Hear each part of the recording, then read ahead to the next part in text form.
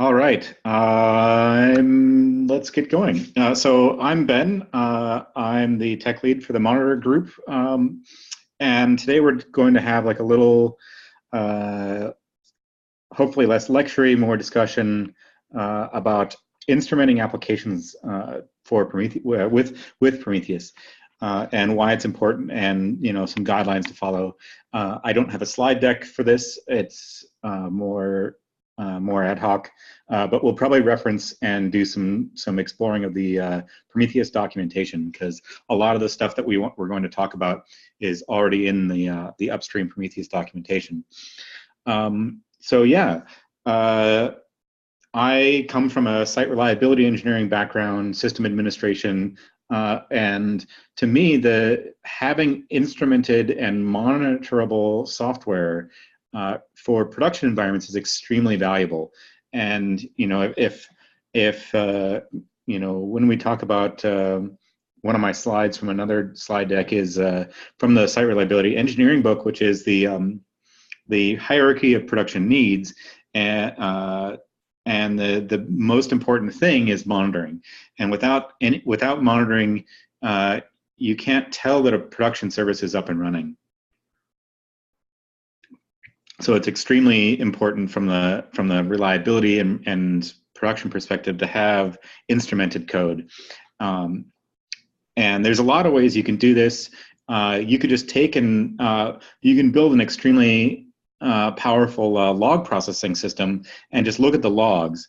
That was the kind of one of the first things that people did was just, what does the log say? Well, that works really well, but as this service grows and as it scales, the logs become overwhelming.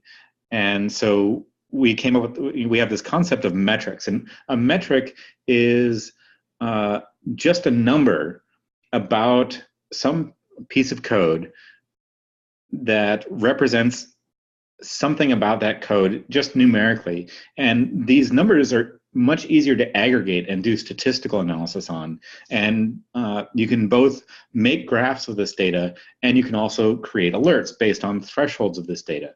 And that makes it much better to run in production.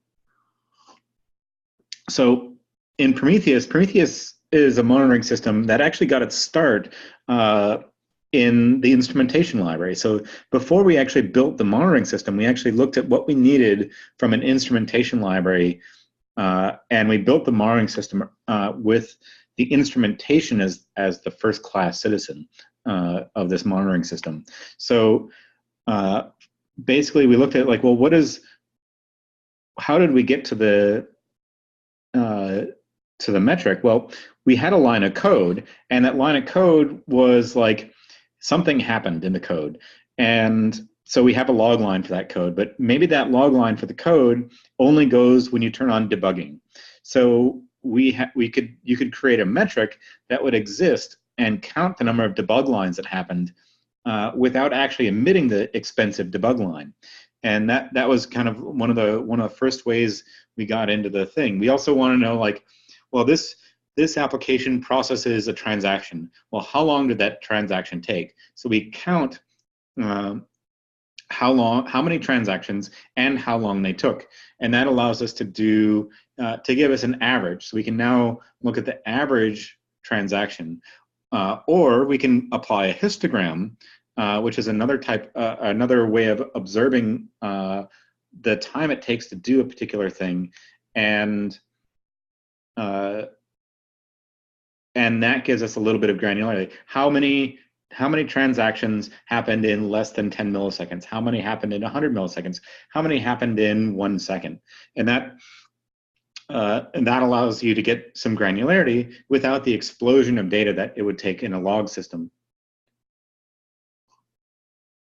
So now we're starting to think about how to instrument the code, but there's a lot of ways. There's a lot of like details around this, and so I'm going to start some screen share with the Prometheus website, and we're just going to kind of start from the docs. And there's a whole section on instrumenting. And so we'll start with the client library. So Prometheus has we created some first class libraries for the Prometheus team, but there's also but we also have a bunch of community contributed libraries so that if you have code written in various programming languages, you can now integrate Prometheus into your code directly by just using one of the existing client libraries. And we'll maybe look at the Go one in a little bit. We've also got an entire section on conventions and things to do in order to create additional client libraries for different programming languages. I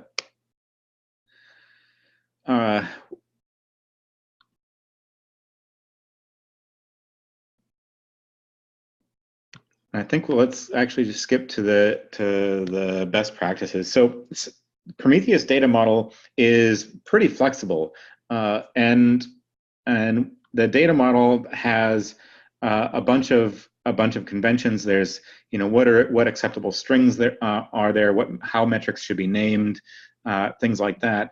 And so you have this concept of a metric name, and we kind of have this concept of a metric name should be relatable to a line of code.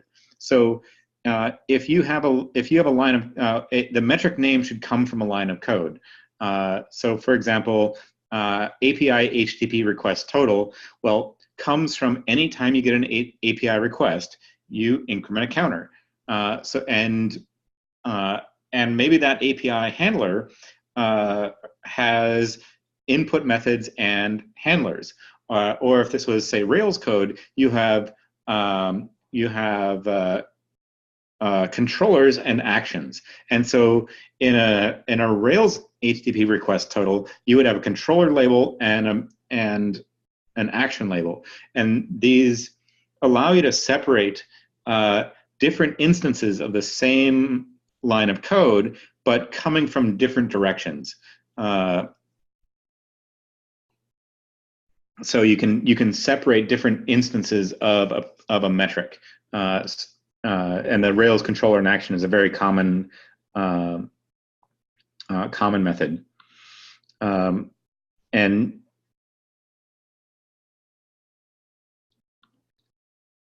yes, okay. So if we go back to the best practices, there's some interesting things that we need to think about. The Prometheus, we had this kind of idea that metric names should be kind of a human readable, human understandable thing. And so we kind of, we have this, but we didn't want to make it super strict and make it, difficult to add. So it's a little bit flexible in order to make it easy to instrument your code without being completely strict. So like the concept of a namespace. So in some metric systems and some designs, people want to namespace their metrics. They want a first class, like this metric comes from the Prometheus system, or this metric comes from Gitaly, or this metric comes from GitLab. And this namespace in some metric systems is a first class concept. In Prometheus, we didn't quite want to make it that strict, so we just kind of have a convention that the first single word is the namespace, and that makes it easy to add the code without being super strict. This is going to be a kind of a recurring theme in Prometheus metric naming. We always have counters labeled with total. So if it's a counter, it should always contain underscore total as the last thing in the metric. And if it's a gauge, it should not contain total. So many times people confuse. They want to include the word total when it's the total for a process. I'm like, well, from a Prometheus perspective, the number of requests that are being queued is a gauge, but the total is implied because it's the total for the process. So you don't need to include the word total or count or anything like that. You just say HTTP request queued, and that is implied as total for this particular process. And so it's a little bit unintuitive. It's not. I don't know if you would call that unintuitive or just it's a convention that we have in the system. Is that you don't need to say total when you don't mean when you just mean something for a process. For example, the process resident memory bytes is the process's resident memory is a thing, and the unit is bytes. And that's another one of those convention things where we could have made a first class concept of a type, but we decided against it because we didn't want to be that strict. So if we just include the word bytes as part of the metric name, so that because a lot of times some of this metadata can get lost in transit or in user interface. So in order to make the user interface nice, when you just start typing in a Prometheus console, so if we go to like prometheus.demo.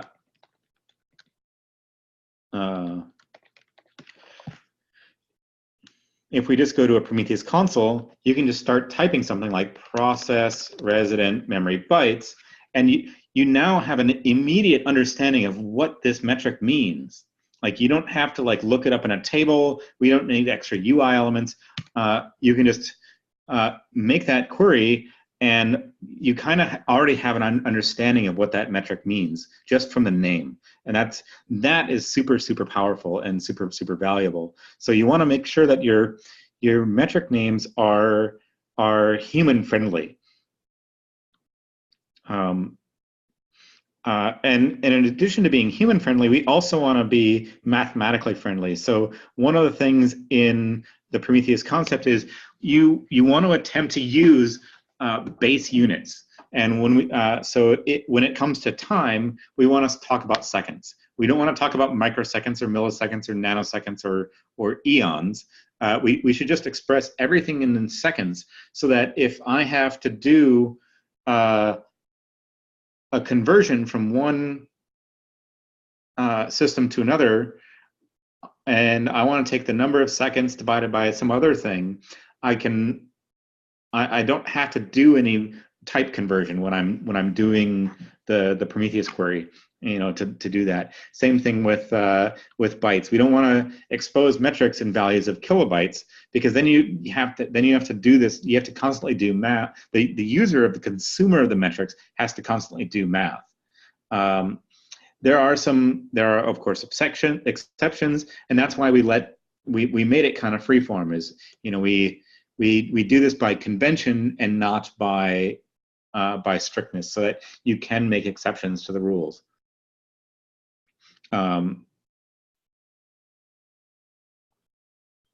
How's this going so far? Does anybody have any questions? Actually, yes. I've used the issue as a Google Doc, I would say, to ask a question about whether we have like best practices for GitLab regarding the labeling and metric naming and so on. So, for example, do we use certain prefixes in order to group metrics in certain way, like, for example, all Rails or Gitly or GitLab specific metrics are prefixed the same way? We mostly just follow the upstream Prometheus. We try and just follow the upstream documented conventions. So the namespace should be GitLab for the GitLab process, or for the Rails stuff. But for Gitly we use Gitly, and for HA proxy we just let it be HA proxy. So we kind of follow the I don't think we have a specific instrumenting guide maybe we should add a little bit about that. That would be a good. That might be a good thing to document a little bit. Is at least I think in some of the documentation we have, we just reference the upstream Prometheus documentation and best practices. Okay, thanks. I've got a question. Yeah. Is there a way of just like seeing a list of all of the metrics that are available for a given instance?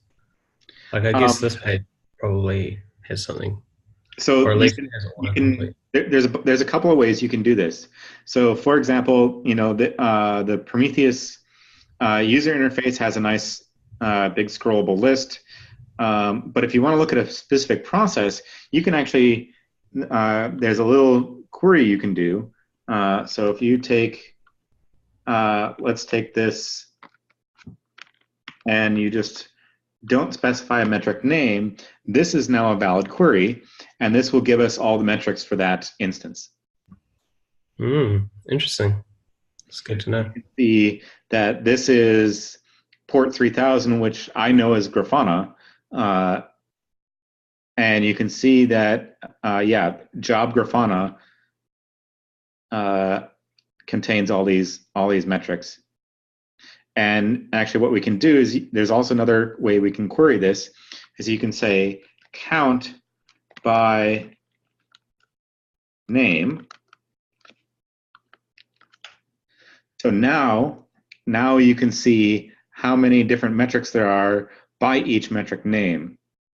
And let's say we wanted to filter this, we can actually use the same, this underscore underscore name underscore underscore,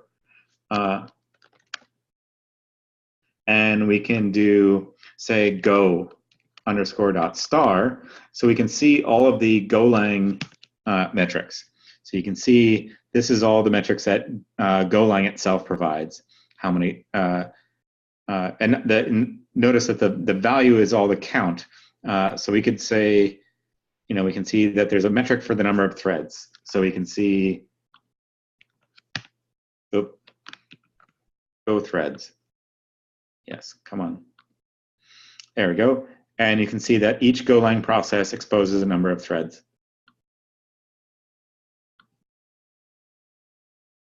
Cool. That's nice.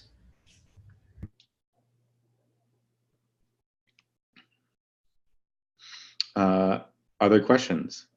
Yeah, actually, being a walkthrough, I'd like to have maybe a walkthrough from a specific line of code we like metric, or we use to measure in order to send to Prometheus, and so from a line of code going through our metric library, sending it to Prometheus, and maybe seeing it in Grafana. So we Sure. actually, it would be great to see how all the pieces are connected. Like, okay, we are measuring like Rails code, and how does it make it to the Prometheus server, and how do the Grafana charts are rendered out of this? Sure. Well, let's take a look at Gitaly, since I've done some stuff with that before. I think let's take a look at I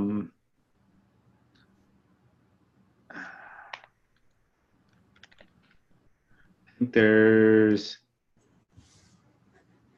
vendor Ruby. Let me quick do a search, because we're going backwards a little bit from usually what I'm doing. I usually sometimes I start with a metric name to find out where in the code it came from. But let's do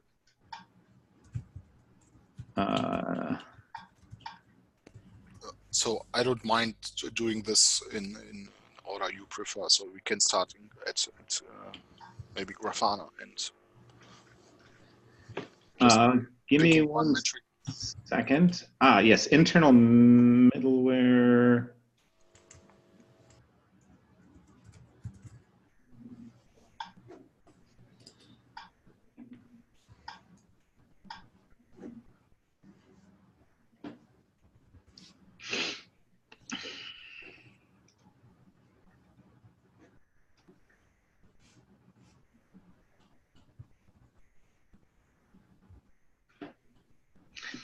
Okay, here we go. Actually, this is a good one.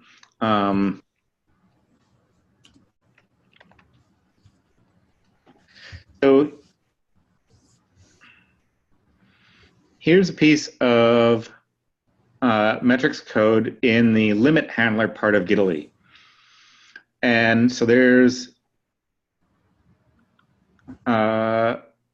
interesting. So here's a namespace Giddily subsystem rate limiting name in progress. Number of concurrent invocations currently in progress. So there's a very typical thing where they've created a namespace.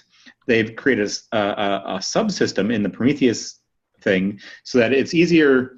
And actually, if this were my code, I would probably have a constant here called Giddily namespace and a subsystem called rate limiting namespace, so that there's fewer. There's no possibility of having a typo.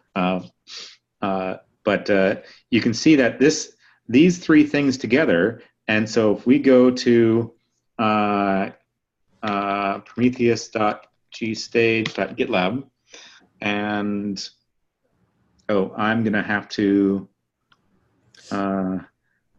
I have a question, Ben. How do you know that those three things together make up the metric name?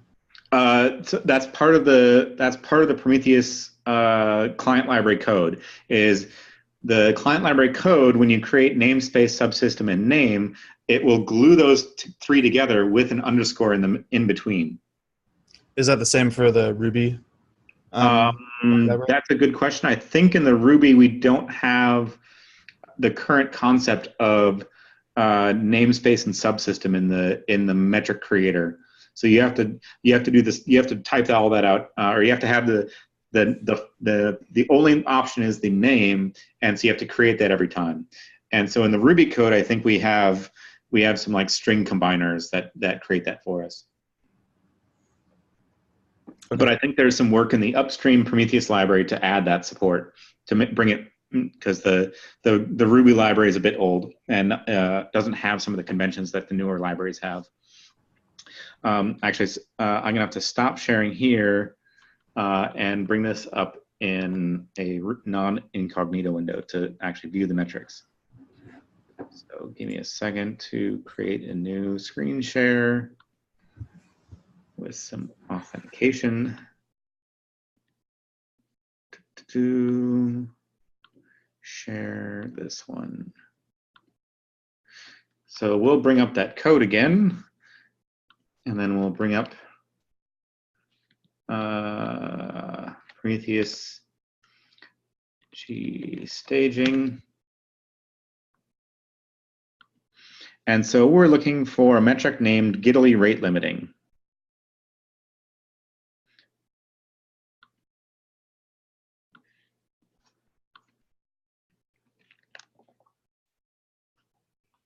Yeah, so there we go, Giddily rate limiting in progress. And now this is staging. It's very boring. Let's look at production. Production is always more fun to look at. Yeah. Okay. So there's a little bit of rate limiting going on, but you can see that there's one of the interesting things here is so Prometheus metrics from a developer perspective. We have a system, a gRPC service, and a gRPC method. These are labels being added to that that metric. And so if we look at us, and then on the Prometheus view side, notice that we have additional labels. We have the FQDN, we have the stage, we have the job, we have the environment, we have the instance, and that these other gRPC method and gRPC service are also there. So one of the things that we did we have this philosophy with Prometheus is that the developer shouldn't have to think about the labels that identify the instance of the process. So whether it's running in production or staging or in a cloud provider or wherever it is, the developer doesn't have to think about. The developer only has to think about where this fits into their code. So this in progress gauge vector is, oh yeah, there's another thing is when we do this, we initialize this, we initialize this this vector, and then later on in the code, if I can get, you can see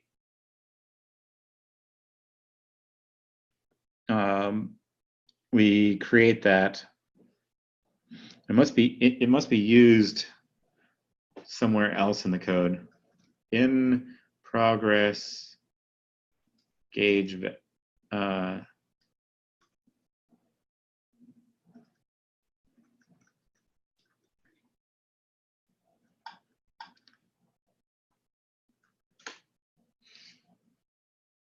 Yeah, so there's this. So this is, here's an interesting thing for these labels. It creates a new in progress gauge. So this is now returned as a prom monitor. So somewhere else, prom monitor is used.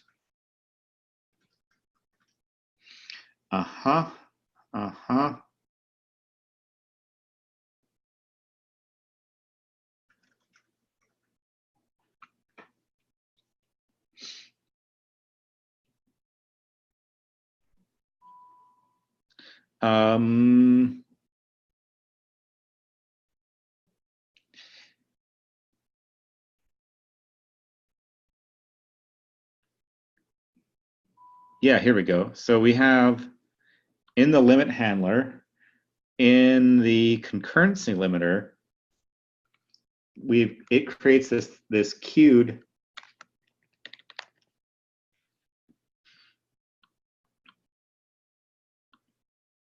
and this is how it is actually instrumented in the code. It uses this queue and dequeue method to monitor how many things are in the queue. And if we go back to the metrics,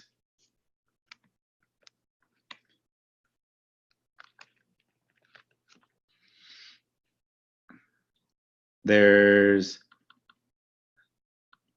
when you say queue, it uses the context to create the queued gauge increment, and then there's dequeue to decrement it. So now as things go in and out of the queue, we increment and decrement that gauge. And that's actually a perfect way to do that kind of queue monitoring. And so the thing is the Prometheus metrics are sitting off in their own Go routine thread. And so all of this queue increment and decrement is handled from all the other work that's being handled. And that way you can be handling dozens of in and out of the queue. So as you put something in the queue and as something pops out of the queue in different threads, so you can have multiple handlers, and they're all working against this one gauge and incrementing and decrementing it, and it's all thread safe. So this is all automatically thread safe through this increment and decrement function, and this allows Prometheus is Prometheus is off somewhere else monitoring, coming in and collecting this data, and the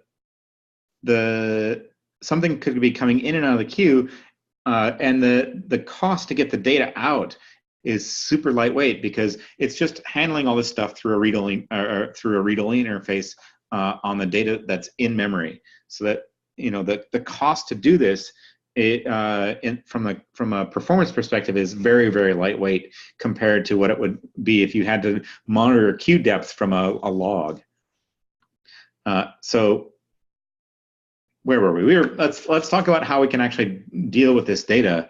And so we've got all this data. So let's find out how many things are in the queue.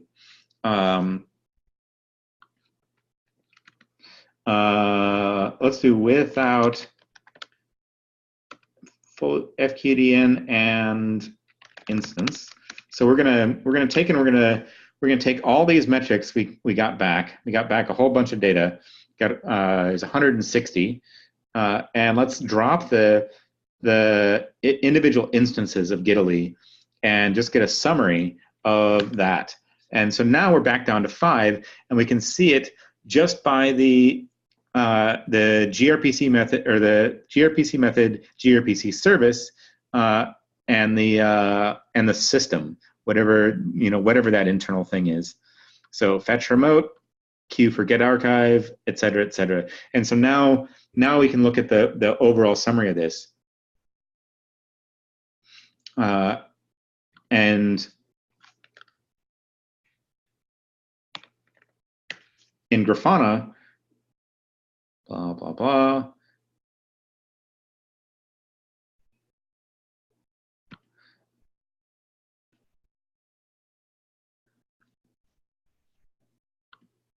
We can create a new dashboard. We can add a query, and we can use the global service, and we can copy and paste that query into the dashboard, and boom, now we have a graph. But let's limit this to environment gprod. There we go.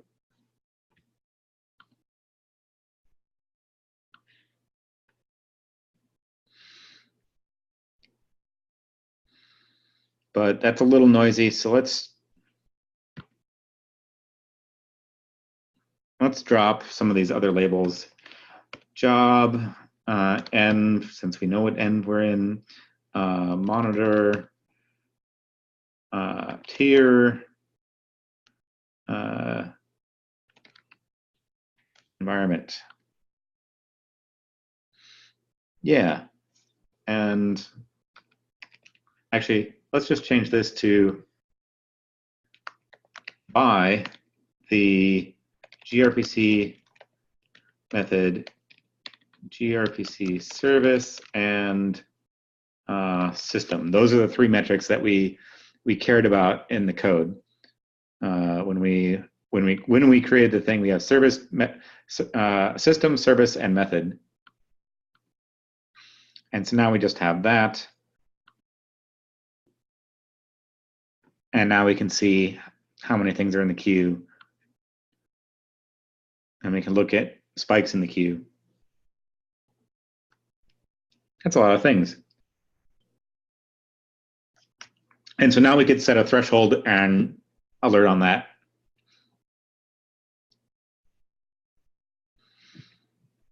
How are we doing so far? Does that seem like a good summary? Yep, thank you. Great. Yeah, I think this has been super helpful. I hope it has been for everybody. Ben, is it possible, can you show us a metric that comes from the Rails app? Maybe one of the unicorn metrics? Sure, yeah. Let's do that real quick. Where's the right window?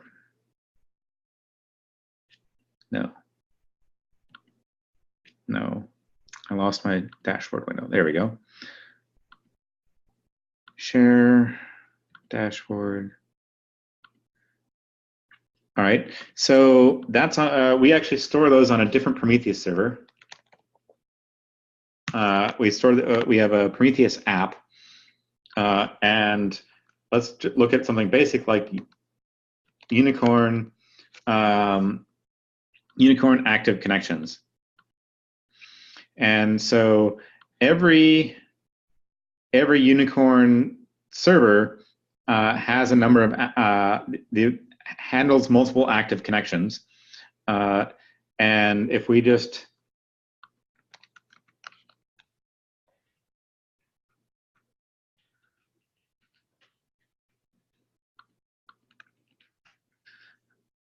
sum that up, we can see how many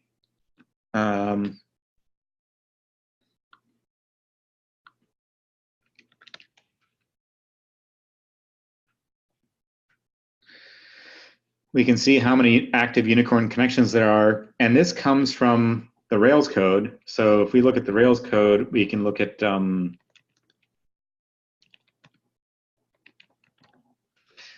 CE. Yes.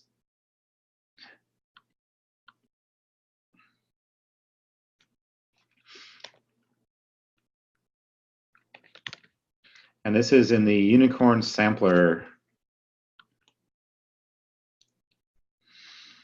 And so when Prometheus queries the data, it uses a utility called raindrops, which is a gem we include that allows us to reach into the listener the Linux listener stats from Unicorn to find out how many active in queue, and it just uses a set to do that. So every time Prometheus polls, it calls the sample, which calls raindrops, which gets the stats, which sets the state, and returns it. And you can see that the full metric name is defined here. So we create this GitLab metrics gauge, and we create the name called Unicorn Active Connections. We create the Unicorn Queued Connections, and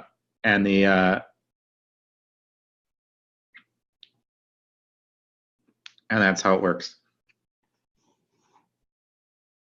Pretty simple.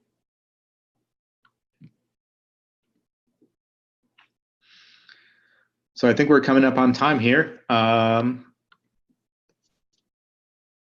And I guess that's a pretty quick little introduction into like the how and why of monitoring Prometheus in your code.